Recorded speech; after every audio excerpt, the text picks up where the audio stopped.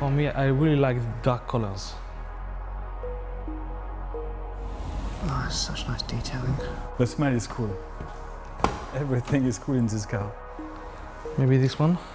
Can you see? The logo, everything. The idea behind the Test Drive Unlimited one was quite simple, but make something very new in the genre of racing games. Usually in a racing game, it's select your car, select your circuits, 3, 2, 1, go. The idea was to play in a big, huge world, an open world with other players online. I mean, that was a big game. It was like 1,600 kilometers of road in that one. In fact, we've still had like 180,000 logins every single month to that game. It's like 4 years old. We haven't released any DLC for 2.5 years, and people would come back every single day and play it. And this, I think, is what we achieved in the first test drive. With this game, we've really just exploded everything that was great about that game, looked at how people played that game, and done a whole lot more that we just know that nobody else is talking about. So the whole social side of things really came out of what we were seeing players do in the original game. Community, online play, all the effort on doing this even better than the first one. It's not a question of selecting really complicated things. It'd be great if we could kind of bring all that back into the game.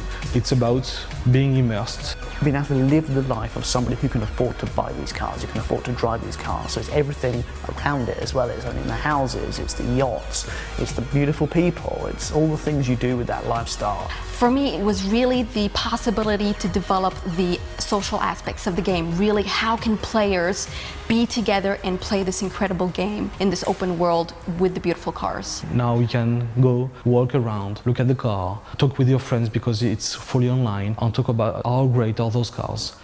This is the same console that we have 6 years ago, so we have to make a bigger game. So what we have made, for example, is to add day and night cycles, it's to add weathers, real-time cast shadows, thing that makes the game even more realistic. And on top of that, you have the whole beautiful location, these beautiful islands of Ibiza and Oahu in Hawaii. When we were looking for a new area for the game, we wanted a real setting.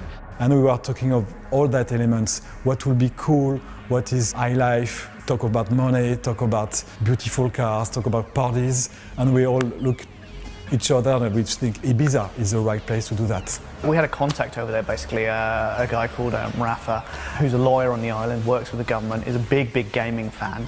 Got in contact with us, said one of the things he does is work with the local government to promote the island. He loved the first game. He's heard that this next one is going to be on Ibiza. Is there anything he can do to help? So we got, Pasha in there, we got Privilege in there, and they're looking great. It's just so cool to be able to jump into your Ferrari and drive up to the front of the club and hang out. It's just awesome. We've also worked with a very renowned DJ, which is Paul Oakenfold, and it was fantastic to have him into the game and make the music for our intro.